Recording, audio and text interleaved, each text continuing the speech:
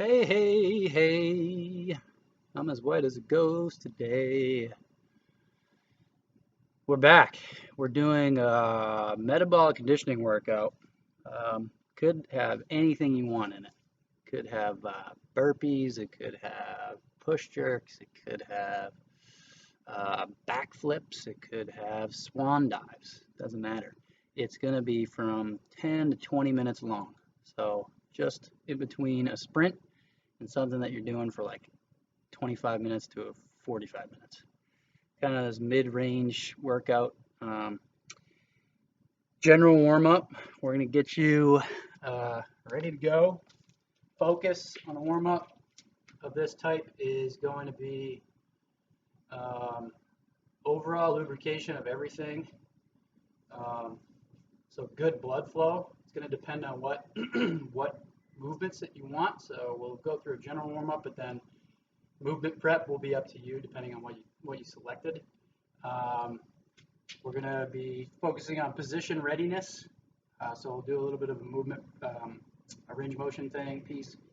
And then energy system recruitment. Kind of this middle chunk, you want to be able to get up to a cruising altitude and then just pitch there for the whole time. So every rep from start to finish should pretty much look the same until maybe the last 2 minutes where you kind of speed it up and grab like a little sprint at the end, if that's what you're going to do that day. If it's kind of more of a 10 to 20 minute workout, that's more a rest day, you wouldn't do something like that at the end. But if you wanted to try to get as many reps as possible, that's what you would do at the end, is ramp it up. Or you could do a double ramp where you're ramping it up around 10 minutes and then again around 20 minutes. Ultimately, we're looking to catch that tempo. So the warm up is structured in EMOM structure, every minute on the minute. And as you're going through that every minute on the minute, you want to pay attention to how quickly you're executing the reps and how your heart rate is going throughout the 4 rounds. So we're going to do 3 movements with some connecting movements for 12 minutes. You can also pitch this to 16 minutes if you've got a good chunk of an hour and you know the workout's only going to be 15 minutes. 16, an extra round would help you get to that cruising altitude a little bit better, especially if you have a hard time getting things up and moving, which I do. So I would typically bump my warm up, 4 minutes just for that reason. Warm up can be more critical to the end result than you might imagine. So just adding 4 minutes in there could work wonders. All right, so we're going to start with a run, bike, or row. We're going for 40 seconds, all right?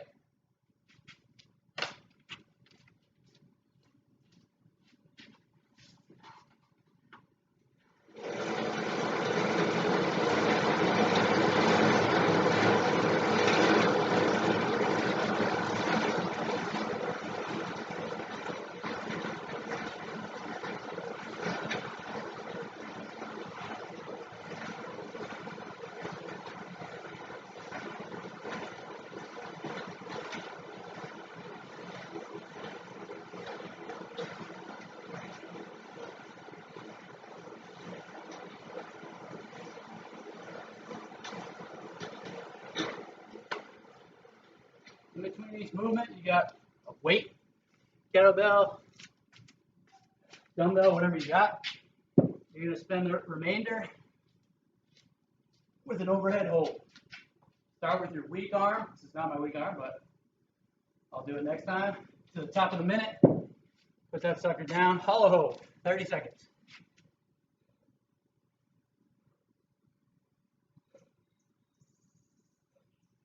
Try to find quick transitions, but keep a conversational pace. In the final round, ramp it up a little bit. The idea would be to increase your pace with each round. So put a little bit of effort in, a little quicker each time. Nice tight stomach, rib cage down, other arm out.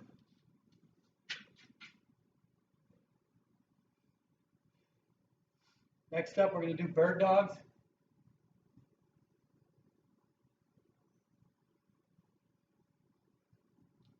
Three, two, one.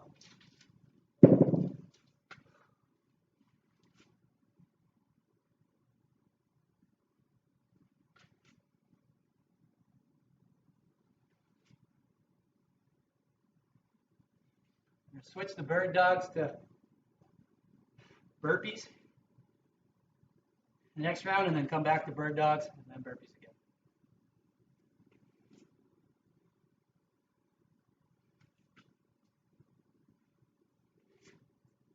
Just 30 seconds, back to that other arm.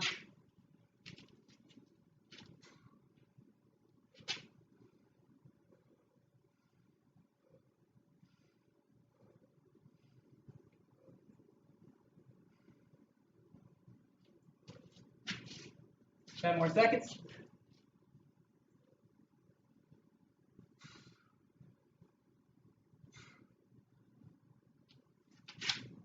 Back to that bike. Up the tempo on the bike this time.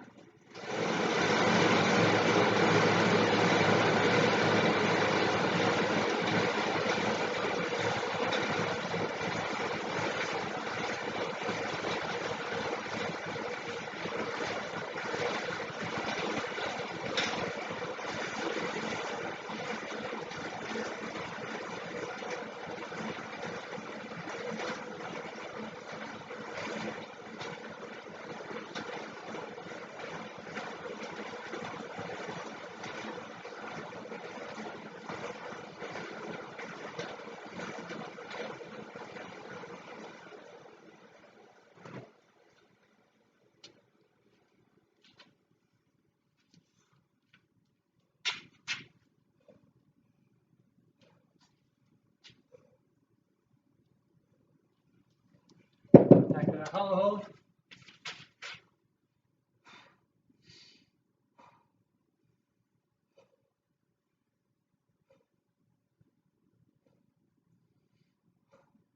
If you need to, bring in an arm, or both arms, or a leg, or both legs.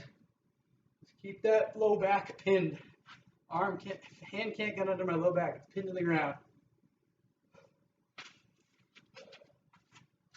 Back up, kettlebell overhead, dumbbell overhead. 30 seconds. Or 25 seconds. Squeeze the glutes, rib cage down. Big deep breaths. Shoulder pin to the ear. 10 more seconds. We're going to burpees. We're going to make these crawl burpees, alternating legs. 30 seconds in 3, 2, 1.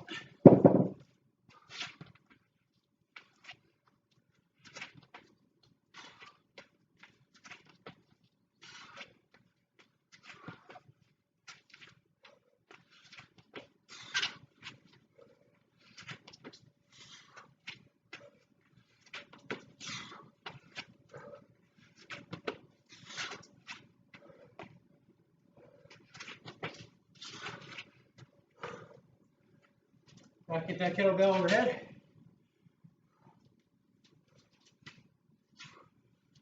Might have done the same arm twice. I think I did.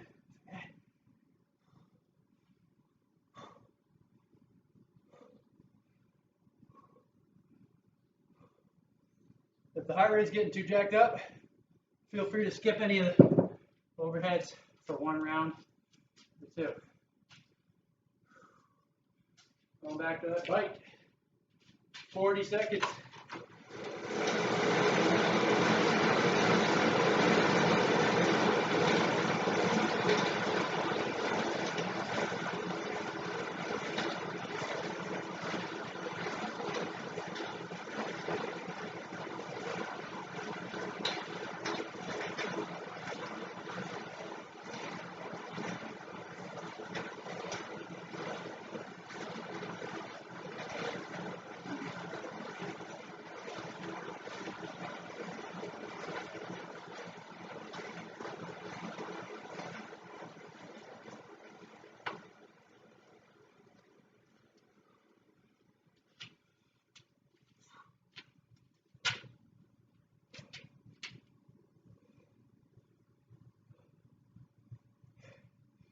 Five seconds.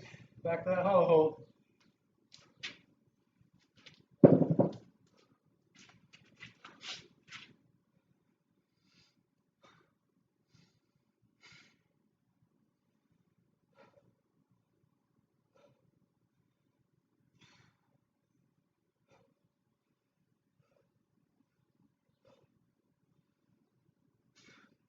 Be as shaky as you want to be in this position. As long as you can keep that low back flat.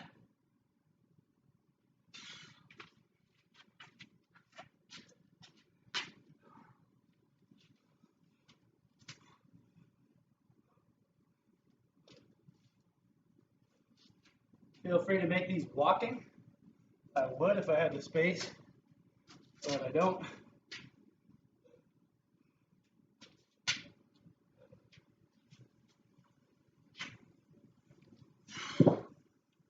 Whew. Back to those bird dogs.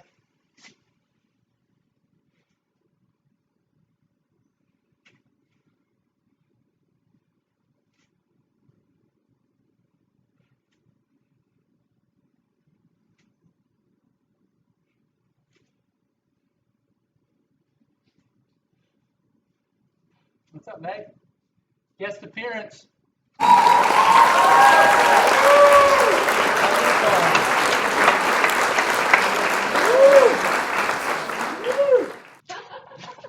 Thanks, Meg. Have fun. Will do. See you soon. We got one round left. We're good to go.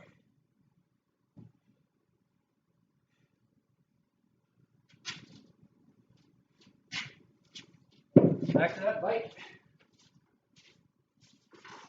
Get a good pace on this round.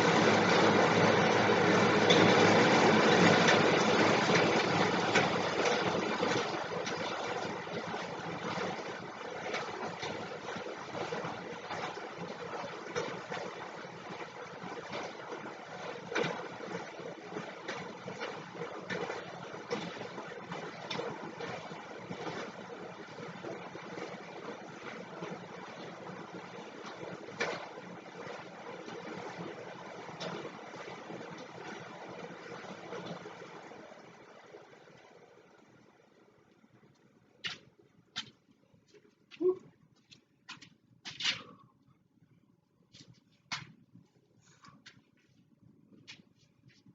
10 seconds. Don't cheat this one.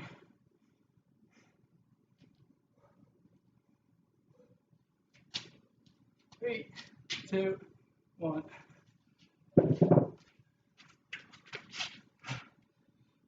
Ho. Stay strong. Low back pinned. Feet lower this time if you can do it.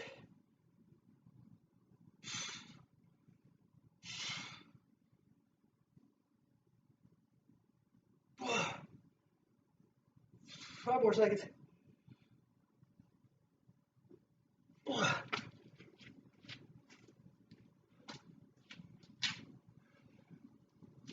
Last overhead.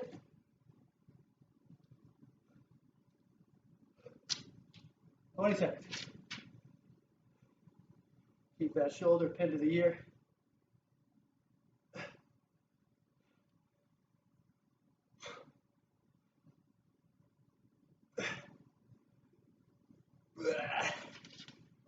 Woo. Burpees.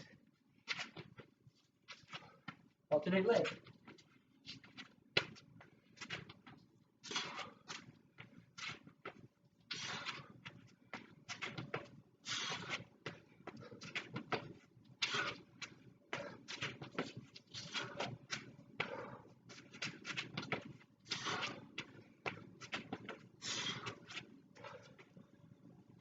There you go.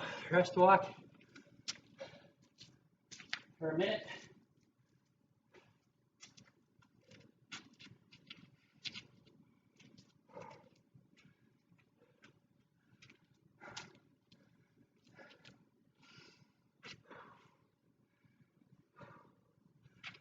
Do some range of motion.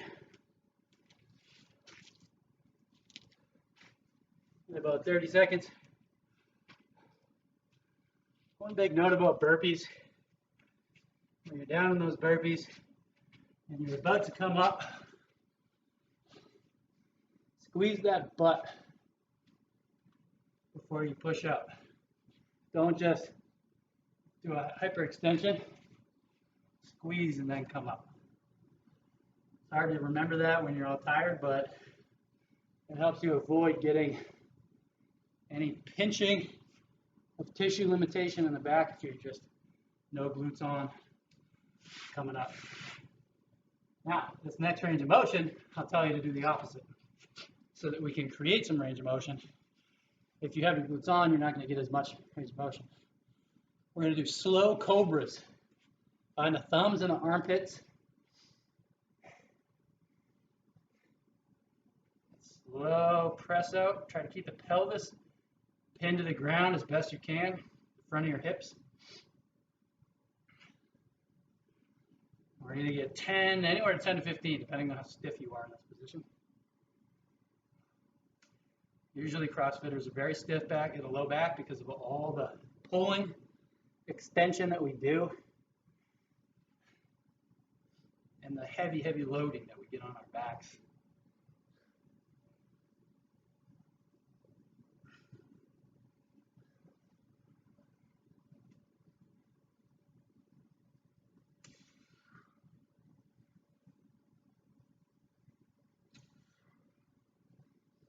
This is helpful for a mid-range Metcon to get as much spinal lubrication as possible. Because if you decide you want to go a little harder for a longer period of time, this is going to help you be a little bit more protected if you get sloppy. If you're doing a million reps of something, you're bound to be sloppy in at least 10% of them, even if you're paying attention, unfortunately. That's why we do these warm-ups, these range of motion exercises in the movement prep. Because for those 10% that are sloppy, you want to be protected, strong, and have your body be able to respond so that you don't wind up with a tweaked back or a shoulder or something like that. Come out of that slowly. We're going to get 10 split stretch, which looks a little something like this. Get out wide, interlace the fingers, reach overhead, reach out in front of you.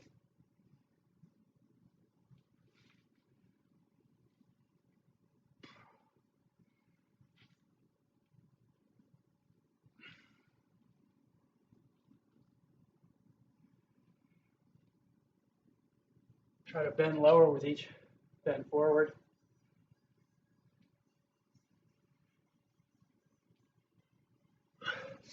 Slight bend in the knee when you go forward.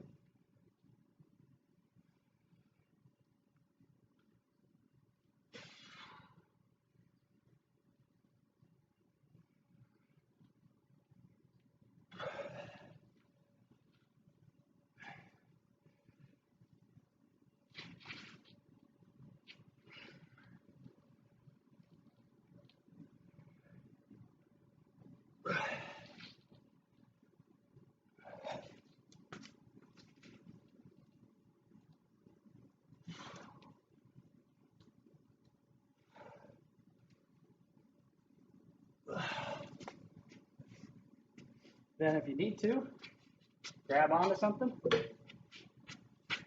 just going to get some leg swings.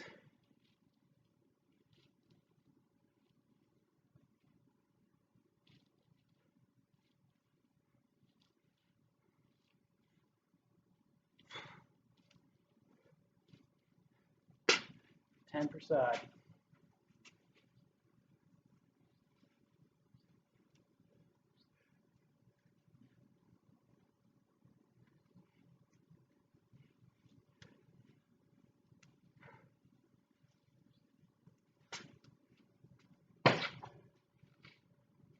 Get some arm swings, arm hugs, alternate the on-top arm.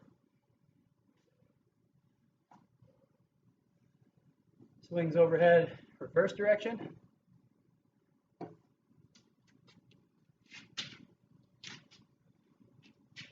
There's the spot. Back direction.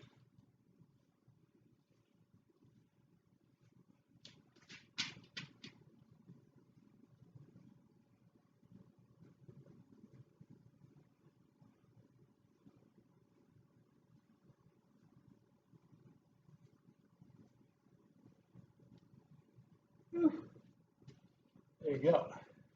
Movement prep. Depending on what you're doing in this workout, you could do, if you've got a barbell movement, which is unlikely, but if it is, it's usually probably going to be pretty light. Make sure you prep up that barbell movement as if it's thrusters, light thrusters, maybe barbell thrusters, no load. Get your overhead position ready. Use a PVC pipe or a broom. Get that front rack ready on both sides.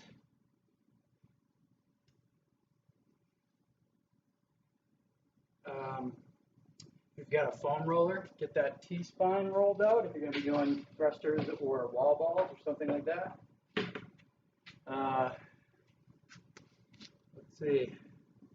If you're going to be doing a lot of squatting, likely you'll get really lazy in that squat.